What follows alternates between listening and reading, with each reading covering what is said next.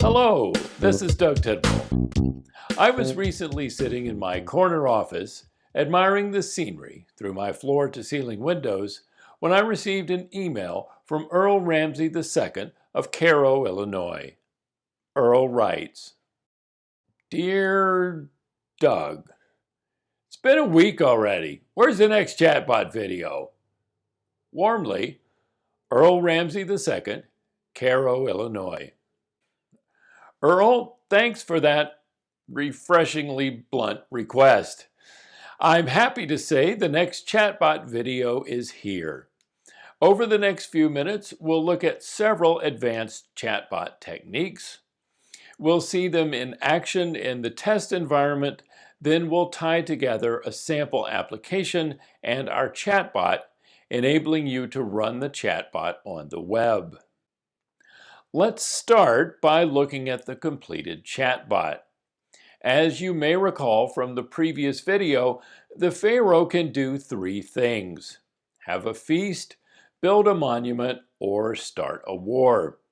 So we have three intents for those three things. In addition, we have intents to let the king ask for help, start over, or say he's done. The examples associated with each intent help the Watson Conversation Service figure out what the king is asking for. If he wants to have a feast, he can say, "Ring the dinner bell," and Watson will know what he means. So those are our 6 intents.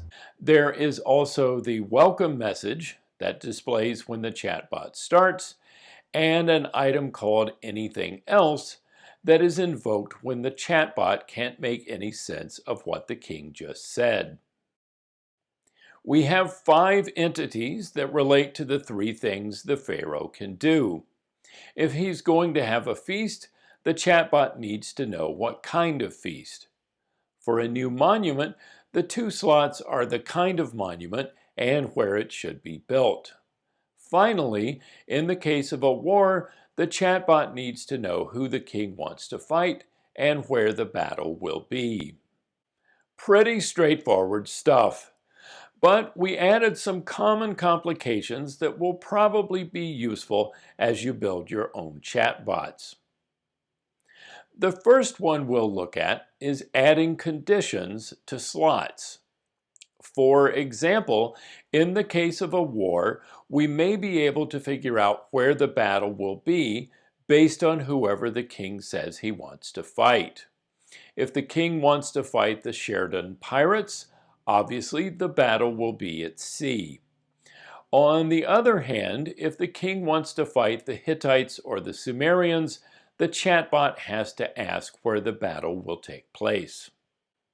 When we ask the first question, who today's enemy is, we use conditional responses. If we can figure out the battle site, we tell the king that we'll send troops to the battle site to fight the enemy he mentioned. If we can't figure out where we're fighting, we give a generic response and move on. In the second slot, the one for the battle site, we make the slot itself conditional. We only need to ask for the battle site if it's the Hittites or Sumerians, so we'll set up 2 conditional slots, one for each of those enemies.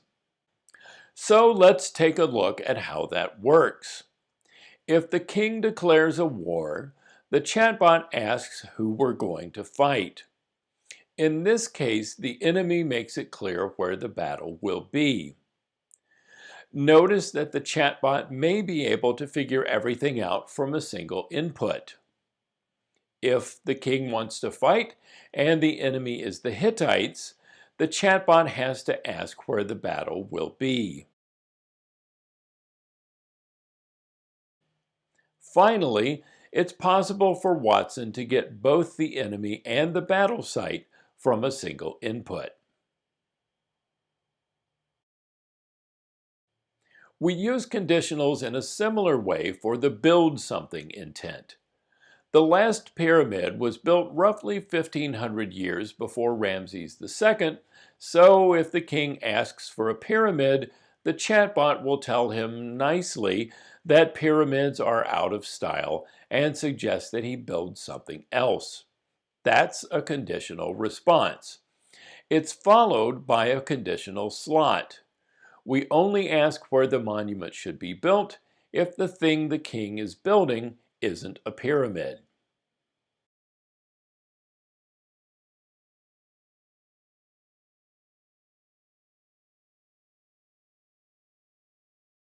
If the king starts by asking for a pyramid, the chatbot nicely tells the king that's a bad idea. In this example, the king's response makes it clear that he wants to build an altar instead. Notice that Watson understood the king's meaning even though he misspelled altar. When the chatbot asks where the altar should be built, autocorrect unhelpfully changes Kuma to Puma, but Watson still understands what the king meant.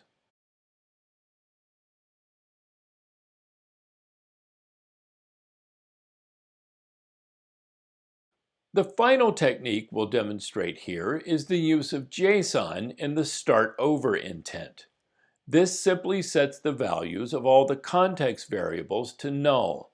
That gives the chatbot a clean slate to interpret whatever the king types going forward. Open the intent, then open the JSON editor in the response. In this example, we've added the context section. This is interpreted by the chatbot engine. You can see the documentation for the conversation service for more details on all the things you can do with JSON. The conversation service UI lets you look at the context variables.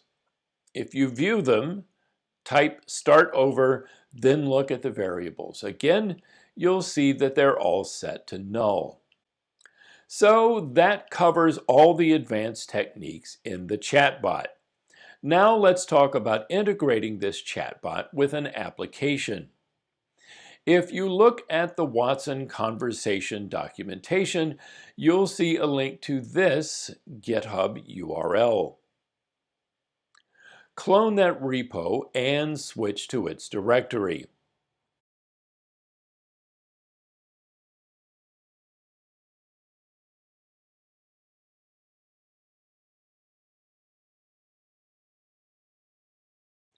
The project includes a file named .env.example. Rename it to .env and edit it with your favorite editor. By the way, the project's README has a lot of instructions for setting up a conversation service, but you've done that already. Credentials are all we need to worry about here. We need to fill in the 3 credentials in the .env file.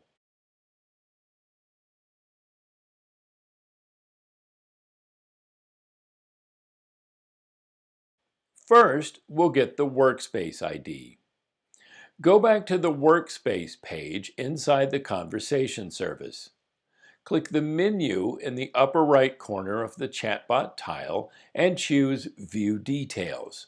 You'll see the workspace ID.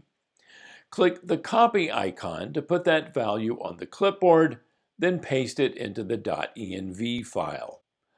For the other 2 credentials, you need to go to the IBM Cloud Console.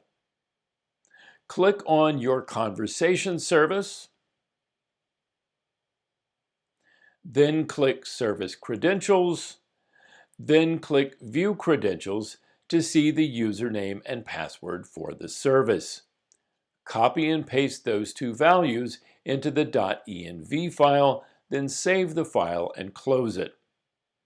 Now all you have to do is an npm install, then npm start once the install finishes. Go to localhost 3000 and you'll see a web app that uses your chatbot. It's a totally different UI, but it's using the same intents, entities, and dialogues you defined. That concludes our tour of the world of chatbots. We started with the basics, looked at some more advanced techniques, and wrapped up with an application you can run locally or deploy to the IBM cloud. Earl, I hope these videos have you all set to create your own chatbots and chatbot apps. And we'll see you again soon with another episode of the Developer Works Mailbag.